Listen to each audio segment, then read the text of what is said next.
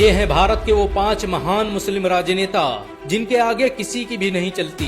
Times of India के सर्वे के मुताबिक ये राजनेता इतने प्रभावशाली हैं कि इनकी एक आवाज पर पूरा भारत एकजुट हो जाया करता है।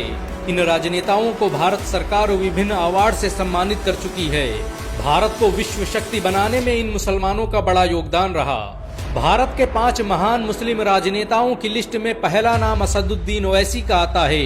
टाइम्स ऑफ इंडिया के सर्वे के मुताबिक असदुद्दीन ओवैसी भारत के सबसे लोकप्रिय मुस्लिम राजनेता हैं। पिछले साल उन्हें दुनिया के 500 सबसे प्रभावशाली मुसलमानों की लिस्ट में शामिल होने का खिताब दिया जा चुका है। असदुद्दीन ओवैसी को भारत सरकार संसद रत्न अवार्ड से भी सम्मानित कर चुकी है। लंदन से लॉ ग्रेजुएट ओवैसी आज भारत के सबसे ज्यादा पढ़े लिखे मुस्लिम राजनेता हैं। हैदराबाद में जन्मे ओवैसी के आज कई हॉस्पिटल और मेडिकल सेंटर चलते हैं जिनमें लोगों का मुफ्त इलाज किया जाता है। बहुत कम लोग जानते हैं कि असदुद्दीन ओवैसी के ट्रस्ट सालार मिल्लत के तहत 12 कॉलेज, 9 स्कूल और 2 हॉस्पिटल चलते हैं। उनके जरिए बनाया गया ओवैसी स्कूल ऑफ एक्सीलेंस और दक्कन मेडिकल कॉलेज हैदराबाद का बेहतरीन कॉलेज है। उनके पॉलिटेक्निक कॉलेज, इंजीनियरिंग कॉलेज और कॉलेज ऑफ फार्मेसी में हजारों लोग शिक्षा हासिल करते हैं।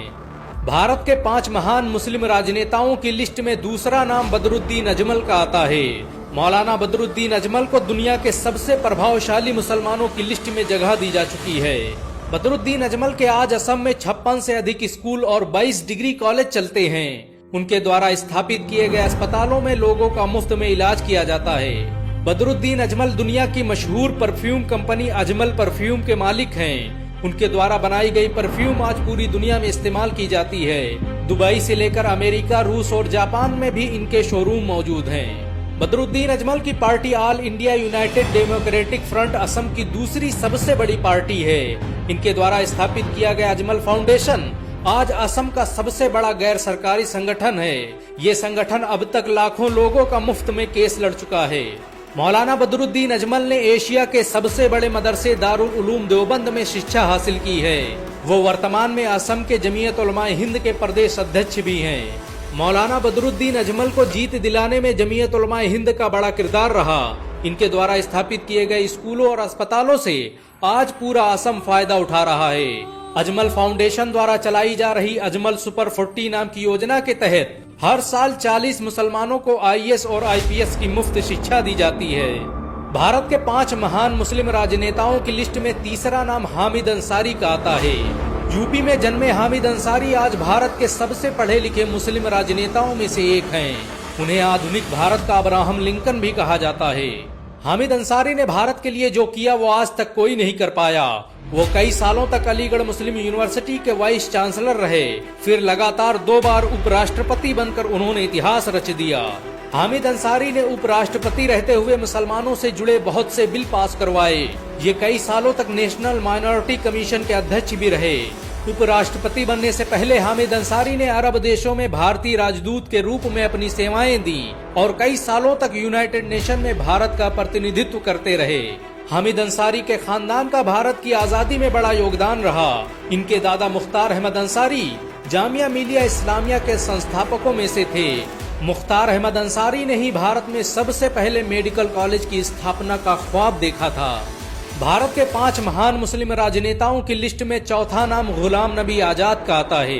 कश्मीर में जन्मे गुलाम नबी आजाद भारत के ताकतवर मुस्लिम राजनेताओं में से एक हैं। ये कश्मीर के 7वें मुख्यमंत्री और भारत के 6ठे केंद्रीय स्वास्थ्य मंत्री रहे हैं। ये अकेले मुस्लिम राजनेता हैं जिन्होंने कई बार मुख्यमंत्री पद को ठुकरा दिया। गुलाम नबी आजाद के कार्यकाल में भारत स्वास्थ्य सेवाओं के क्षेत्र में आसमानों में पहुंच गया। भारत को पोलियो से आजाद कराने में गुलाम नबी आजाद का बड़ा किरदार रहा। सन 2013 में WHO और यूनिसेफ ने उन्हें इसके लिए अवार्ड से भी सम्मानित किया। स्वास्थ्य मंत्री रहते हुए आजाद ने जो नीतियां बनाई उन्होंने भारत को रोग मुक्त करने में बड़ी भूमिका निभाई। इनकी दौरे हुकूमत में भारत में सबसे ज्यादा अस्पताल और मेडिकल कॉलेज स्थापित किए गए। गुलाम नबी आजाद द्वारा कश्मीर में स्थापित किया गया ट्यूलिप बगीचा आज एशिया का सबसे आधुनिक बगीचा है। ये एशिया का सबसे बड़ा ट्यूलिप गार्डन भी है। गुलाम नबी आजाद की लोकप्रियता का अंदाजा इसी बात से लगाया जा सकता है कि राज्यसभा से उनकी विदाई पर पूरा देश रो रहा था। गुलाम नबी आजाद ने अपनी पूरी जिंदगी देश के लिए वक्फ कर दी। वो 9 बार ऑल इंडिया कांग्रेस कमेटी के अध्यक्ष रहे। भारत के 5 प्रभावशाली मुस्लिम राजनेताओं की लिस्ट में 5वां नाम आजम खान का आता है। रामपुर में जन्मे आजम खान ने ही मुलायम सिंह के साथ मिलकर समाजवादी पार्टी की स्थापना की थी। आजम खान भारत के पहले मुसलमान हैं जो लगातार 9 बार विधानसभा अध्यक्ष रहे।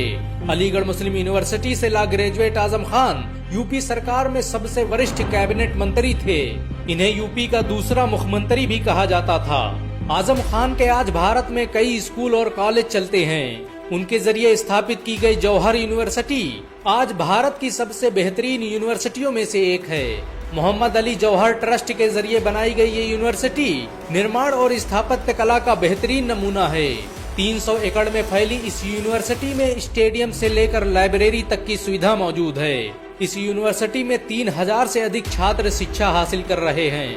मोहम्मद अली जौहर यूनिवर्सिटी में बनी मस्जिद में एक साथ 8000 लोग नमाज अदा कर सकते हैं। ये भारत की अकेली यूनिवर्सिटी है जिसकी स्थापना पर राज्य सरकार का पूरा मंत्रिमंडल मौजूद था।